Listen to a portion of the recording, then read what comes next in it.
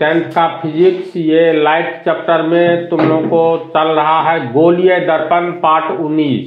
तो पार्ट 18 में same question है, यानी हम लिखे थे गोलीय दर्पण में प्रकाश की किरणों का परावर्तन किस तरह से होता है पार्ट 18 में।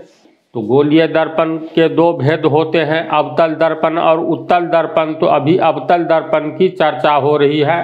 पार्ट 18 में भी अवतल दर्पण के बारे में ही बतलाए थे। तो कनकेव मिरर यानी अवतल दर्पण में प्रकाश की किरणों का परावर्तन 5 तरीके से होता है, जिसमें तुम लोग को 3 बतला दिए थे। जब आपतित किरणें धूप से परावर्तित हो, ये हो चुका है।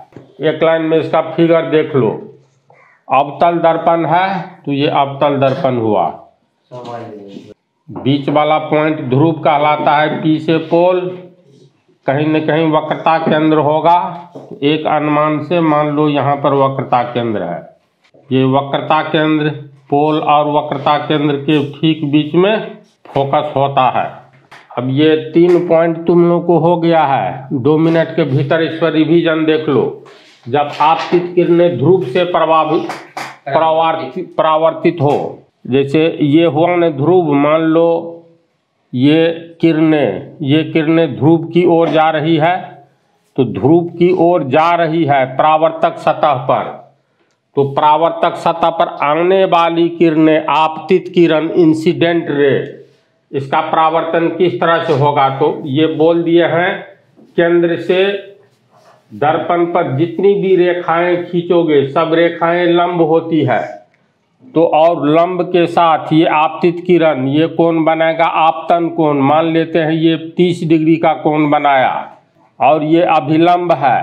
आपतित किरण अभिलंब के साथ आपतन कोण बनाता है। परावर्तन के नियम के अनुसार आपतन कोण और परावर्तन कोण बराबर होता है। तो इसका मतलब ये आपतित किरण 30 डिग्री का ही कोण बना करके लौटेगी इस दिशा में परावर्तित किरण के रूप में। तो इसकी व्याख्या हो चुकी है पार्ट 1 का।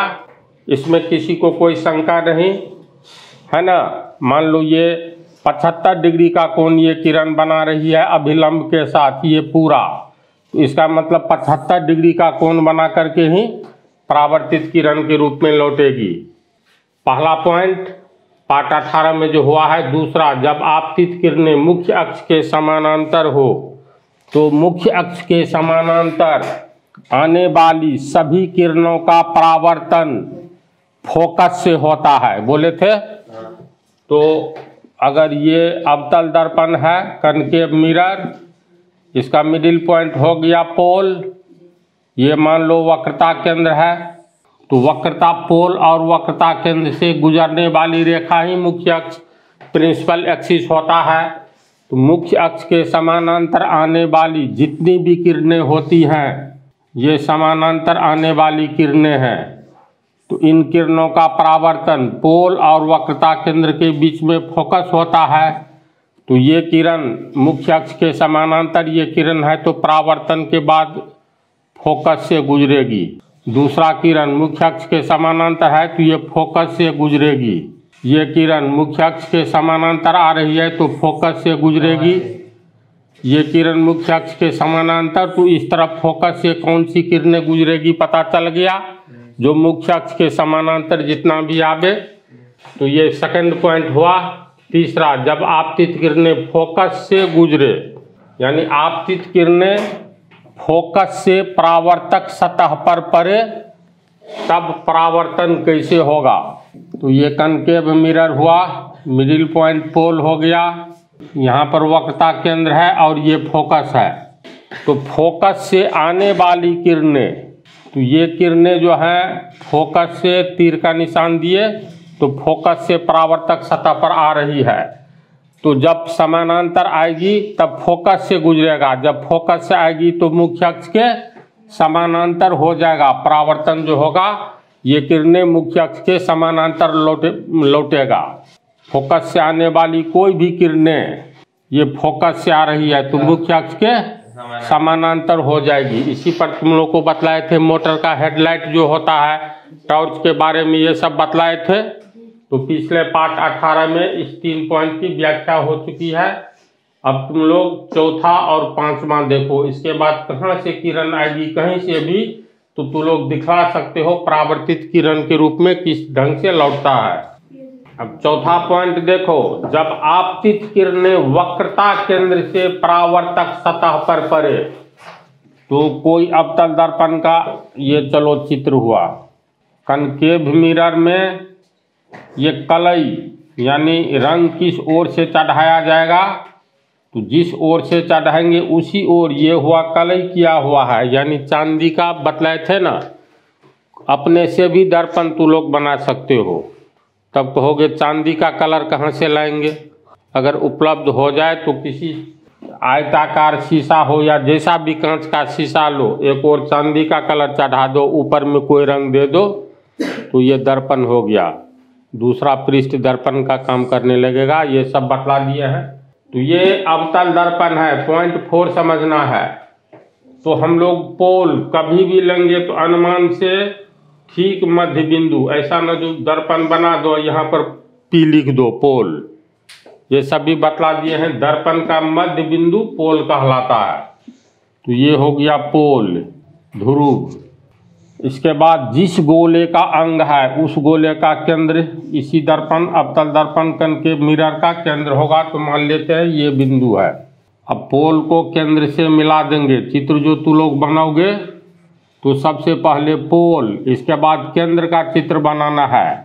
केंद्र का चित्र ऐसे नहीं, दर्पण इतना बड़ा फिगर खींचो यहाँ पर दे दो, एक अनुमान करना अपने से जो ऐसे बनेगा पूरा गोला, गोला का टुकड़ा है तो ऐसे बनेगा, तो चलो यहाँ बीच में आना चाहिए, ये सब सोच करके बनाना है।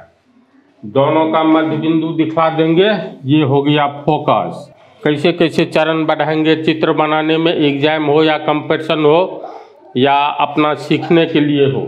मुख्य अक्ष हमेशा पोल और वक्रता केंद्र से गुजरने वाली रेखा को कहते हैं। इसको तू लोग जहाँ तक इच्छा हो आवश्यकता के अनुसार बढ़ा सकते हो, आगे की ओर ही नहीं, पीछे की ओर बढ़ाओगे तो डॉट डॉट डॉट डॉट करके दिया जाता है। अब इसमें चौथा पॉइंट है, जब आपतित किरणें वक्रता केंद्र से परावर्तक सतह पर पड़े।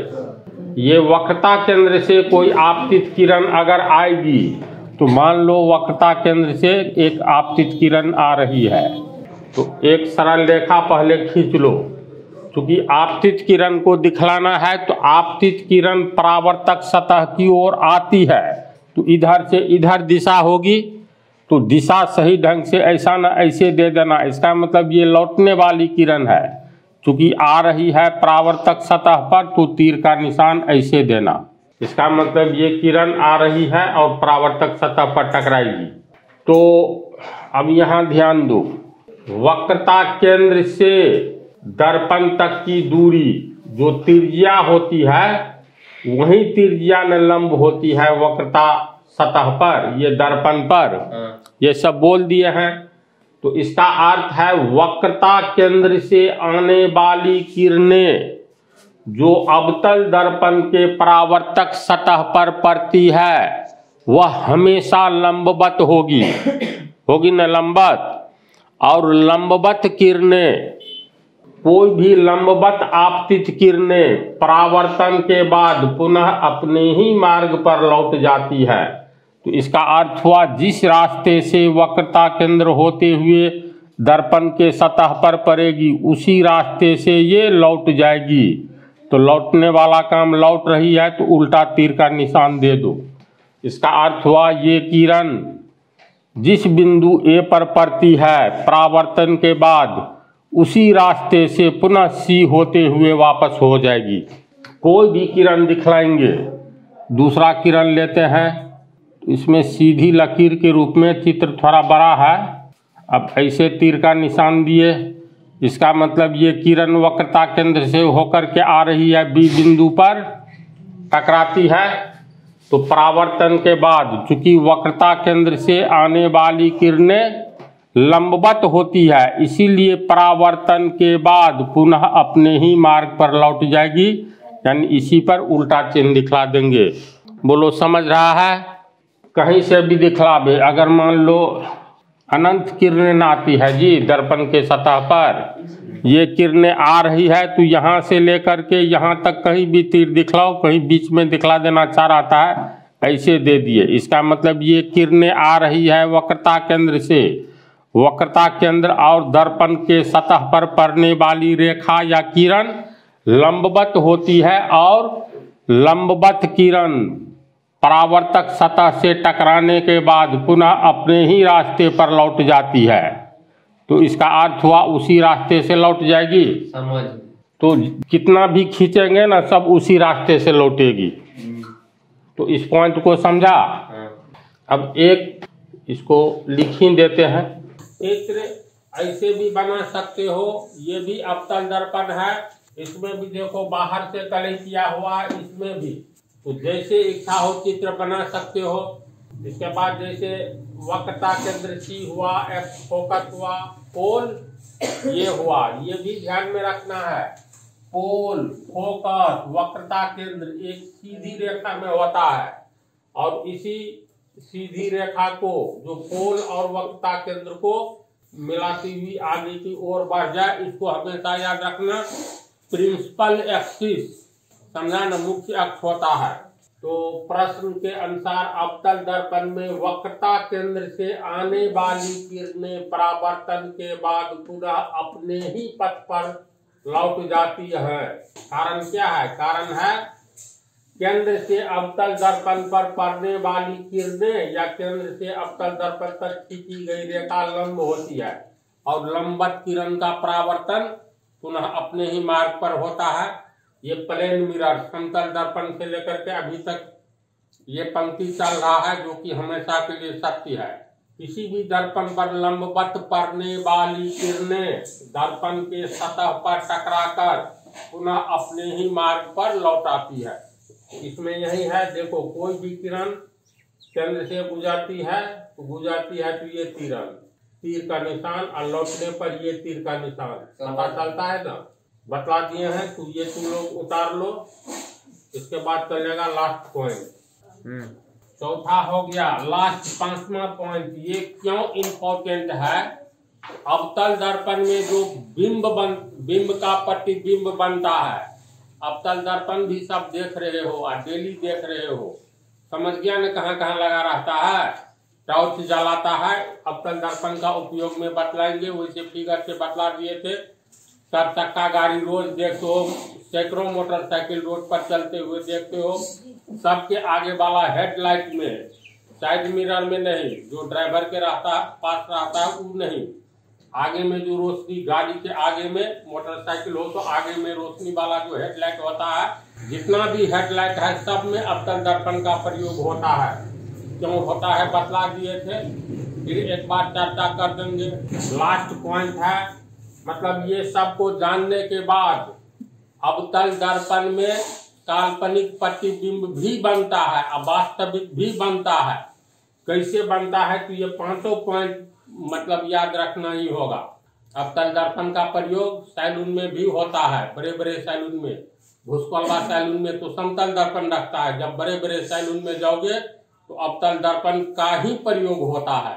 तो क्यों होता है ये सब कारण सब आगे में चित्र कैसे कैसे बिंब का प्रतिबिंब बनेगा जानने के बाद, इसलिए किरणों का परावर्तन को समझना बेहद आवश्यक है। तो लास्ट पॉइंट में है, मान लो कोई अवतल दर्पण है, मिड पॉइंट बीच वाला हो गया तुमको पोल। कोई भी अवतल दर्पण कनकेव मिरर बनाओगे तो हमेशा याद रखना इसमें पोल को दिखलाना है, वक्रता केंद्र को दिखलाना है और फोकस को दिखलाना है। इतना काम करना ही है।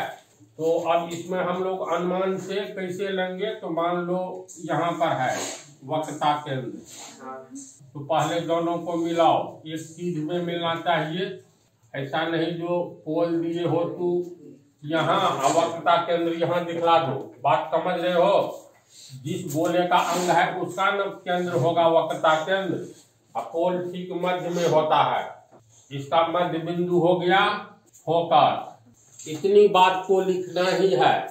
अब क्वेश्चन देखो, जब आपतित किरणें इंसिडेंट रेज ध्रुव, फोकस एवं वक्रता केंद्र को छोड़कर यानी ध्रुव को छोड़ दो, फोकस को छोड़ दो, वक्रता केंद्र को छोड़ दो।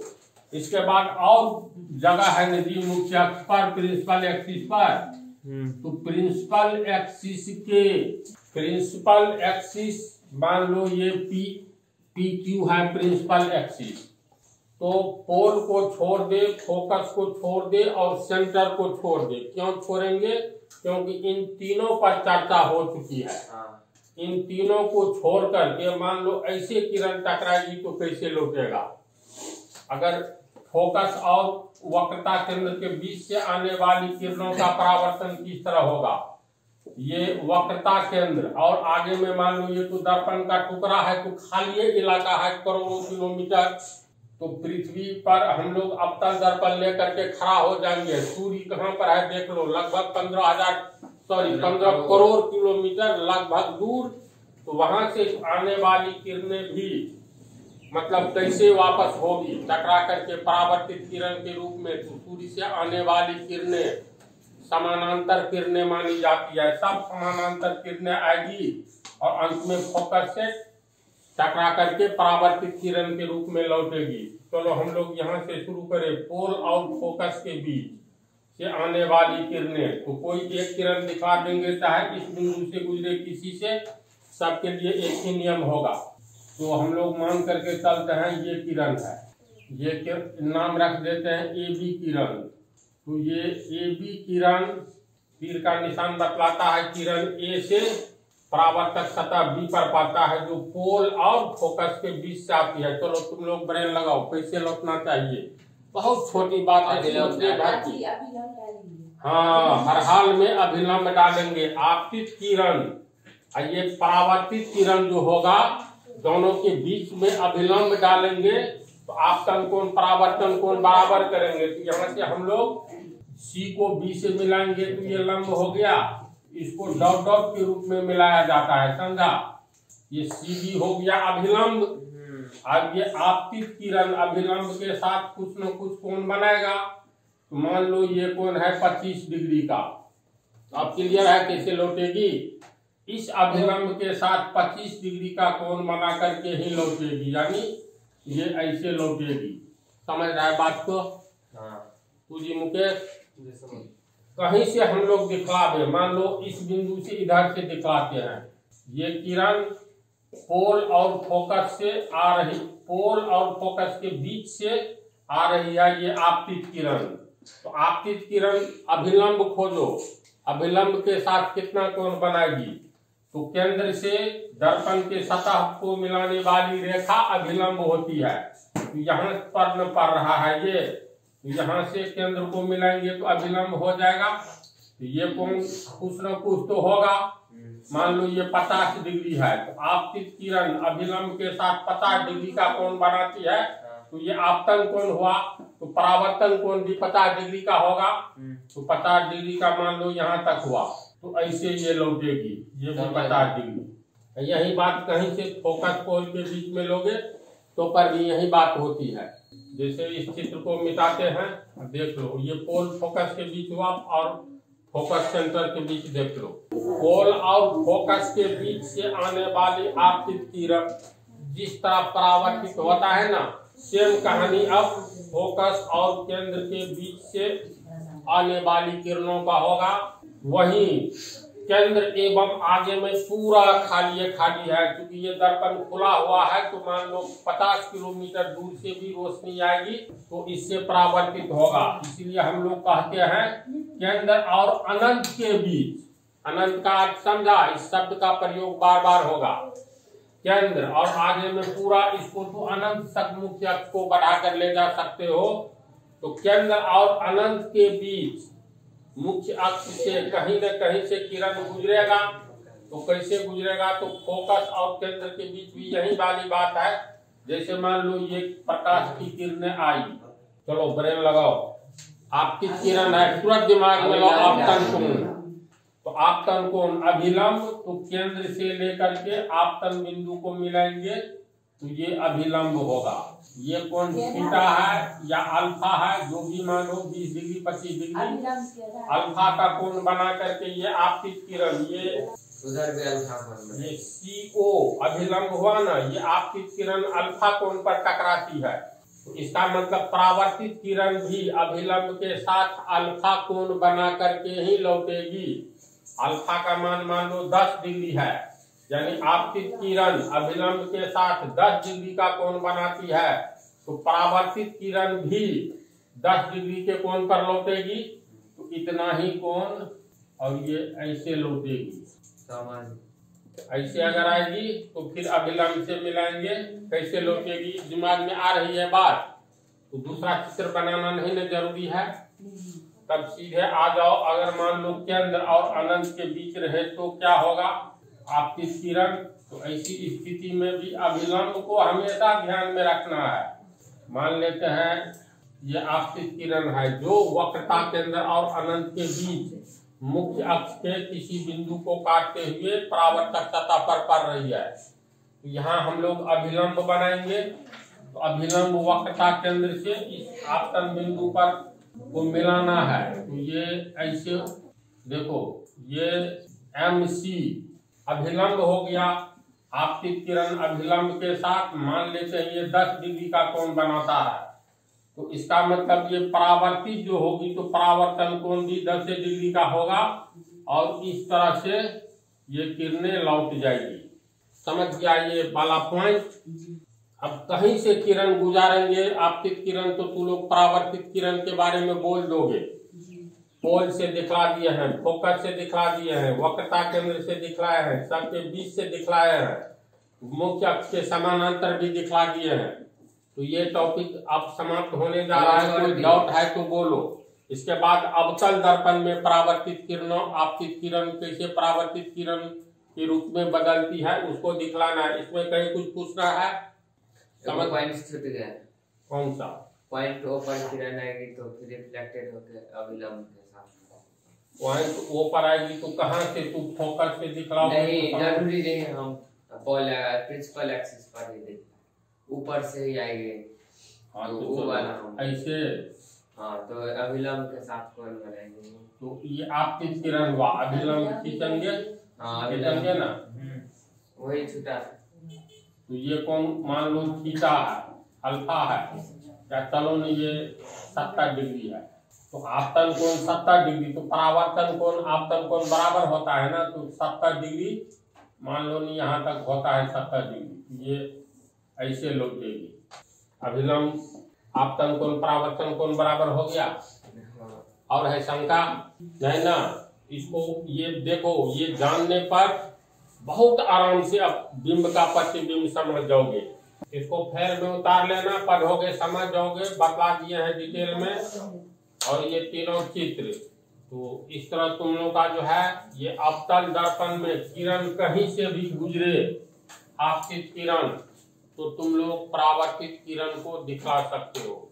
नेक्स्ट पार्ट में तुम लोग को बतलाएंगे कन्वेक्स मिरर, उत्तल दर्पण में किरणों का परावर्तन कैसे होता है। एक ही कहानी है, उसमें काल्पनिक ढंग से दिखलाया जाता है, ये वास्तविक ढंग से है, उसको उतार लो।